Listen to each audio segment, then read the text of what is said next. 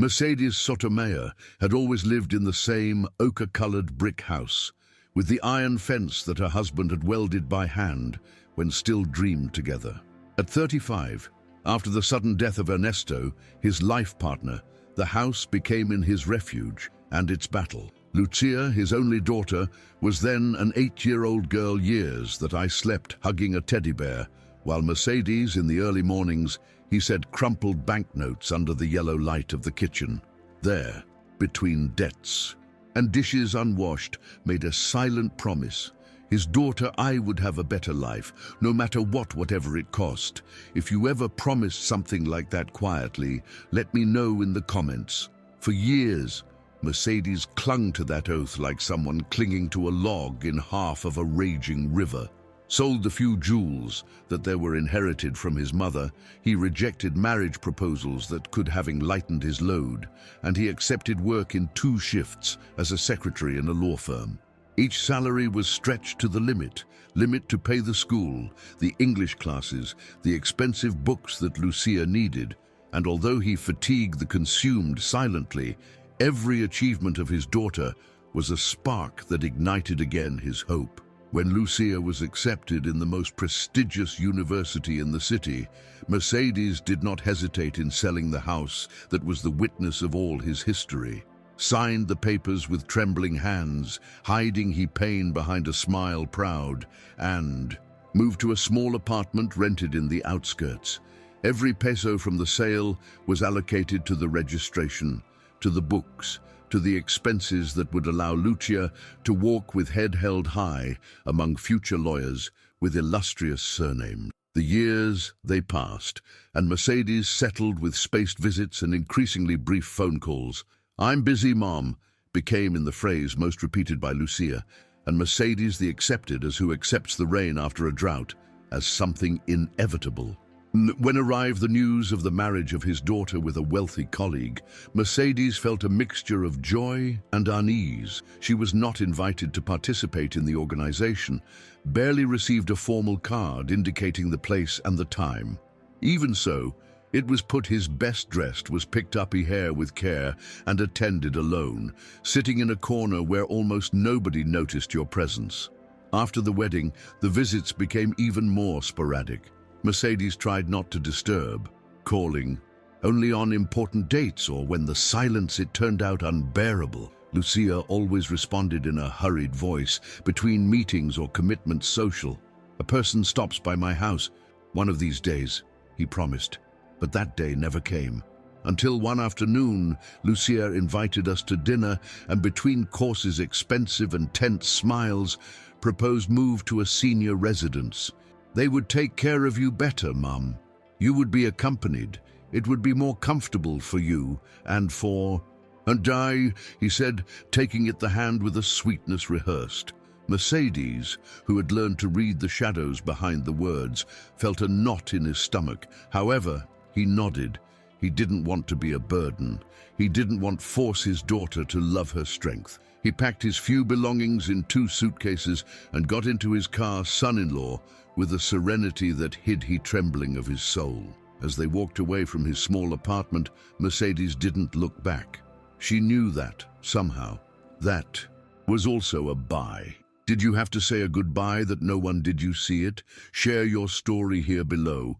The residence was an elegant building with an impeccable facade and well-kept gardens, but behind its walls, the atmosphere smelled of loneliness, concealed. The rooms, they were neat, impersonal, like scenes from a life that no longer belonged to anyone. Mercedes was greeted by a nurse with an automatic smile who handed over a regulation, and showed his room, decorated with catalog, furniture and curtains from a white, almost clinical. "Here it will be very well, Mrs. Sotomayor," he said, without really looking at her eyes. At first, Mercedes tried to adapt, participated in some activities, smiled at the other residents, wrote letters that she never sent, but she soon noticed something wasn't right. Lucia and her husband never visited her again. The phone number that had left unanswered. His personal belongings mysteriously disappeared from their room. One day, He accidentally heard two employees talk in a low voice. "It's the lady of the house they sold. Did you know? Everything was left in the name of the daughter. Poor thing. She didn't even notice." That night, Mercedes cried in silence like so many other times, but this time it was not sadness. It was cold, contained anger. The days following, Mercedes began to observe with elderly attention. Noticed as some residents received visits, gifts, promises of return. She, on the other hand, was treated with distant courtesy, as if her presence there outweighed a procedure rather than an election. Employees that they called by their surname, never by his, her name. Every detail, every smile forced. Him confirmed a truth that hurt more than any physical injury. She had been abandoned. However, Mercedes was not a woman who resigned easily. She had survived the widowhood, to poverty, to sacrifice. And now, in that asylum disguised as paradise, something inside her came back. On D, he remembered a document that Ernesto gave him. There was made to sign years ago. Actions in a real estate company. A modest investment that, with time, there was grown without her would pay too much attention to it. Poking around in his old leather wallet, found the yellowed folder. Reading it, he realized he was a shareholder majority of the society that, among many properties, she was the owner also of the building where now they had deposited. The revelation did not it caused immediate jubilation. It hurt him even more to know that, even having that power, had been treated as a burden. But then, while I saw as the afternoon sun filtered through the blinds of his room impersonal, Mercedes made a decision. She would not act impulsively. She would not move from anger or from humiliation. I would wait. I would watch. And when will arrive the moment I would not ask alms, would claim what was his. For weeks, Mercedes dedicated herself to building her plan. In silence, he requested copies of contracts, asked with innocence about the internal regulations. It was won the trust of some employees tired of unequal treatment. He discovered small irregularities, hidden abuses, unethical dealings. He kept all that information as pieces of a puzzle that arrived the moment I would know how to assemble. Every night before going to sleep, I mentally reviewed the steps to follow, feeling as the hope that old, known that there was thought lost, began to beat again in his chest. Mercedes, too, began to approach other residents, many of whom which had been forgotten by their families or treated as mere numbers on an occupation list. I listened to their stories with attention, shared afternoons of tea and games of dominoes, sowing among them a seed of dignity that the system tried to tear them away. Every smile recovered, every sincere conversation. I remembered that I was not alone, that I had others' hearts beating with the same need to be seen. One day, taking advantage of an inspection visit by senior company executives, Mercedes requested a meeting. She showed up dressed in a simple but impeccable set, with her hair collected and the gaze firm. When the executives that they saw, they tried dispatch it kindly, but Mercedes placed the folder of documents she had so carefully prepared on the table. "I am the shareholder majority stake in this company," he said with a calm but indisputable voice.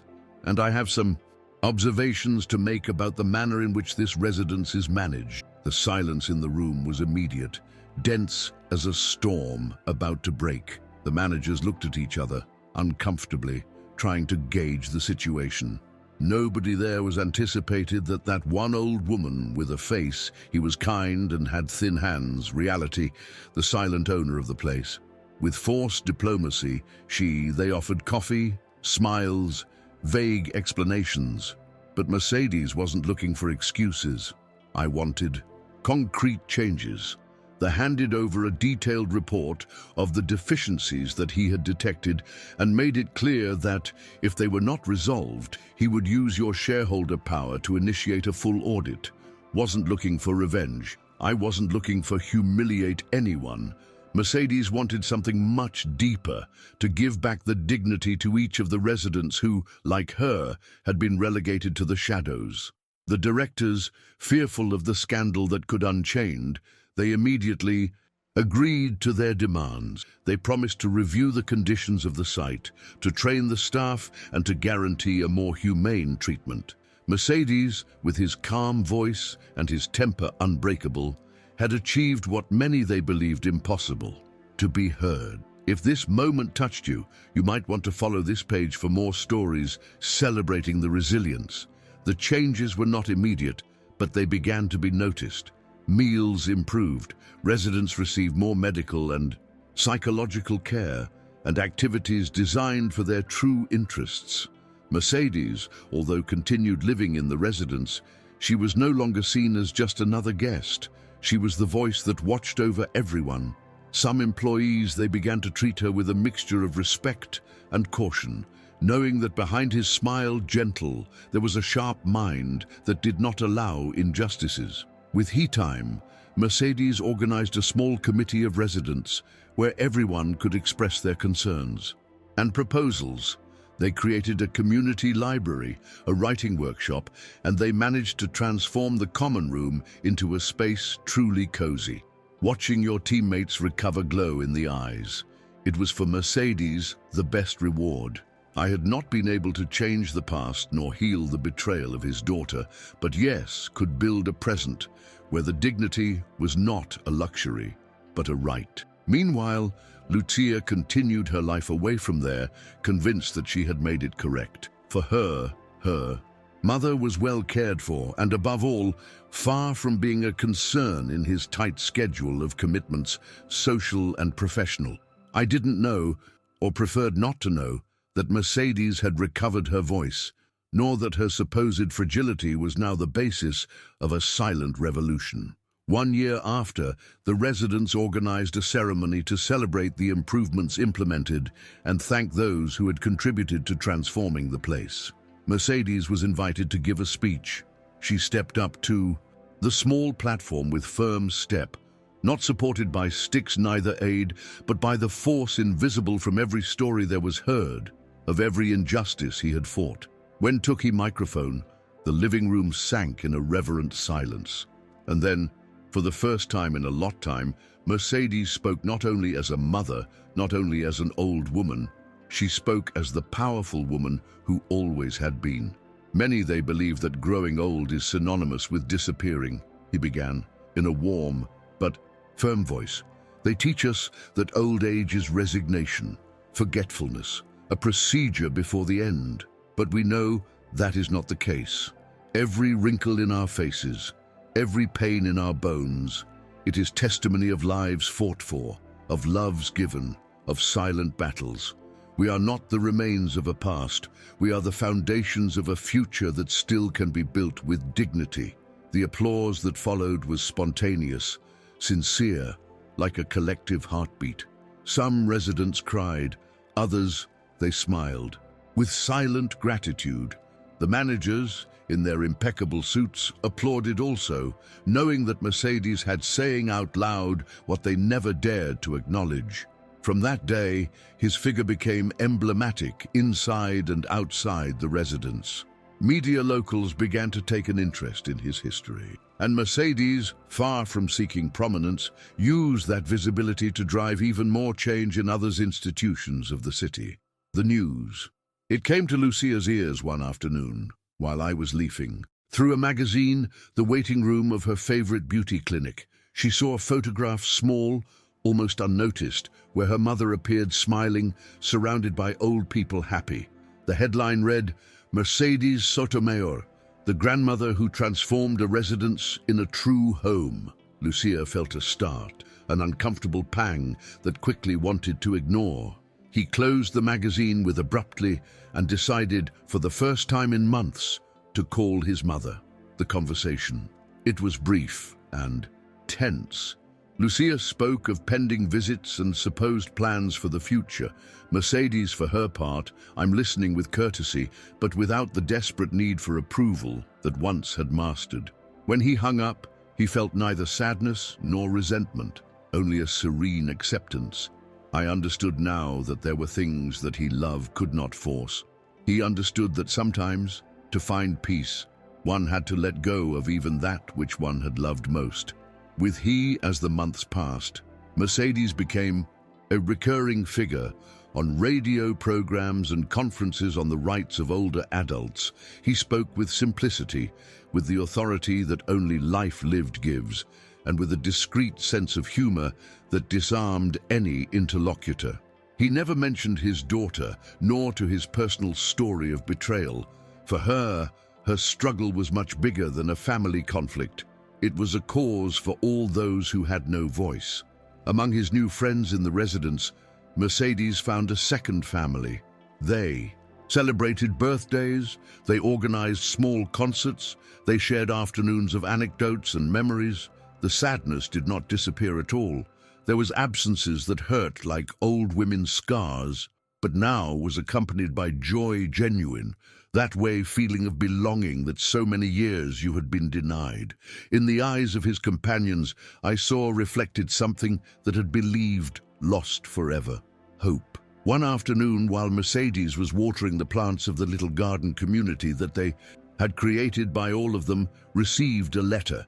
It wasn't from Lucia. It was from a law firm that represented the company that owned the based on him formally offered a seat in the advice manager, recognizing not only his percentage shareholder, but its fundamental contribution to the renewal of the project. Mercedes smiled as she read it. She didn't need titles or positions, but she understood the symbolic value of that gesture. It was the recognition of your strength, of his legacy. He accepted, but under one condition non-negotiable, that a permanent program of resident participation be implemented in the decisions of the place. I didn't want to be an exception. I wanted to open the path for others. When the executives they accepted, Mercedes knew that she had won a battle much more important than any inheritance or property. He had managed to transform a place of abandonment into a living space. And that, I thought while cleaning hands full of earth, was worth more than any revenge. The first tip manager who attended, it was a trial by fire, surrounded by men's suits and smiling women. Cold, Mercedes was not intimidated.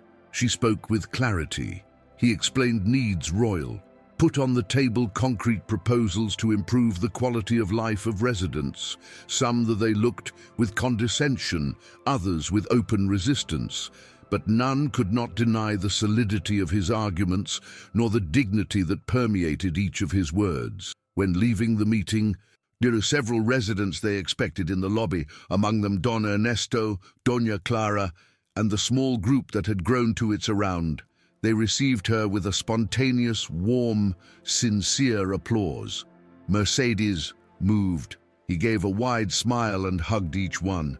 He knew that his fight was just beginning, but I knew I wasn't alone. For the first time in a long time, he felt that his life had returned a purpose that went beyond of the sacrifice or the renunciation. It was a chosen purpose, lived in fullness. Lucia, for her part, continued immersed in your world of appearances. Sometimes in the meeting social, someone mentioned the name of Mercedes with admiration, and she barely smiled with discomfort, changing the subject. I couldn't understand how his mother, whom I had considered fragile and dependent, had found a way to flourish without she. In the background, that one apparent indifference concealed a silent guilt that he preferred not to face. One afternoon, driven, perhaps by that guilt or by simple curiosity, Lucia introduced herself in the residence without prior notice. He found his mother in her garden, surrounded by flowers and laughter, chatting animatedly with other residents. For a moment, Lucia stood watching her from afar, recognizing in she a light that she didn't remember have seen before. Mercedes was not the defeated woman who had left there. She was a leader, a source of life for those who the surrounded. And at that moment, Lucia understood that she had lost something much more valuable than a property or an inheritance. When Mercedes noticed her presence, did not run to hug her, neither the received with reproaches, simply pathed toward she with calm step, like someone greeting an acquaintance who is doing he doesn't see much. "Hello, Lucia," he said, with a disarming serenity. "Any defense?" Lucia, uncomfortable, stammered some excuses about her absence, about his surprise at seeing her so active. Mercedes the Ime, listening silently, nodding with small smiles that were not of irony but of understanding. Finally, when the words of his daughter are sold out in the air, Mercedes spoke. "I don't hold a grudge against you," she said, simply.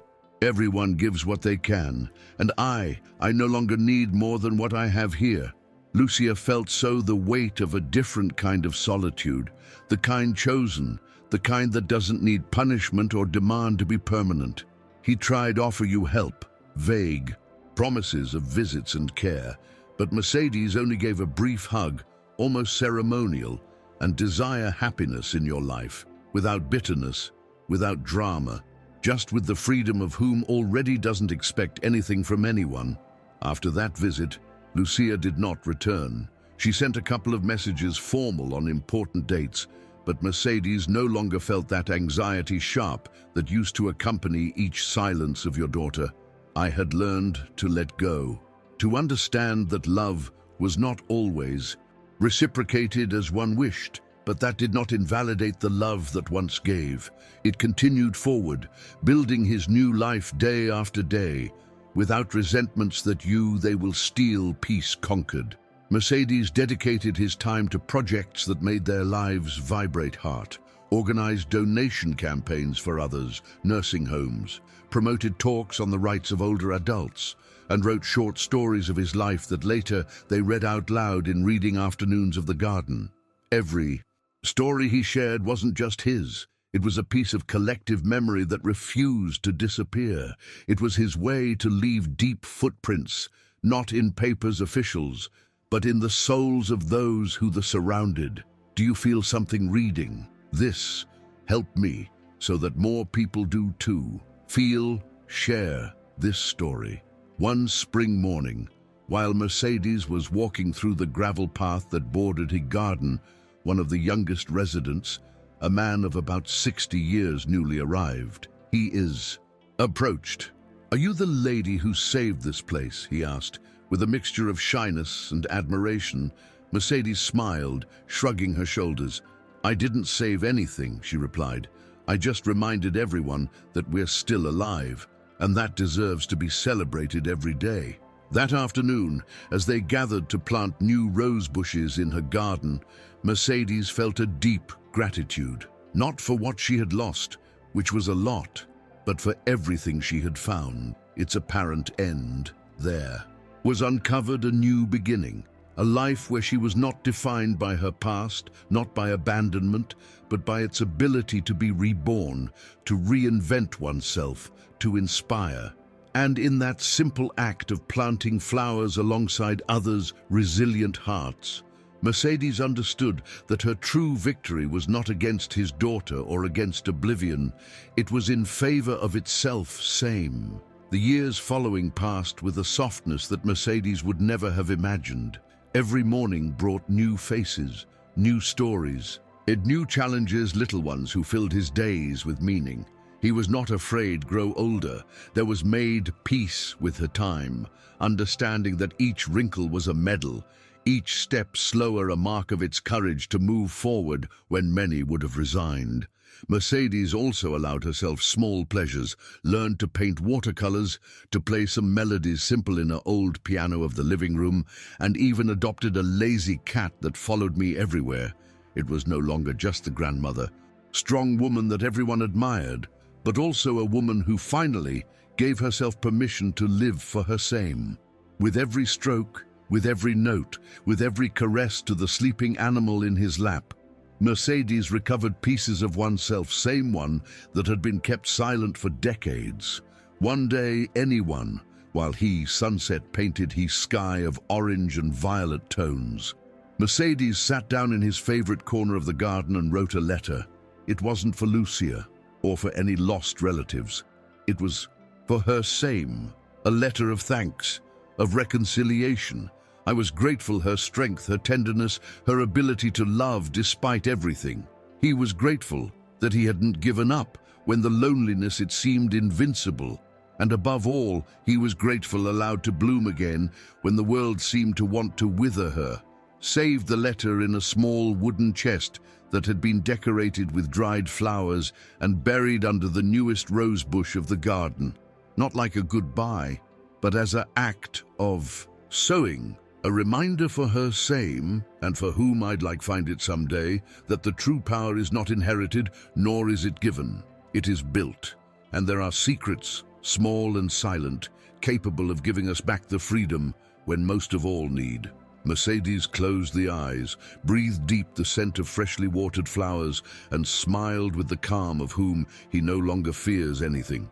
He knew that his life would not be remembered in great monuments or in loud headlines, but not either it needed, and his legacy lived on in every gesture of dignity that there was planted, in every life he had silently touched, in every seed of hope he had helped to germinate. Because in the end, the true victory was not to recover what was lost, nor even be recognized by those who they had forgotten. The true victory was to have discovered that even in the twilight of life, some women do not fade away. They shine with more force. And Mercedes Sotomayor, the mother, the fighter, resilient, she shone. Now more intensely than ever. If you got this far, prove it was worth it. The penalty, leave a like or a comment before you go.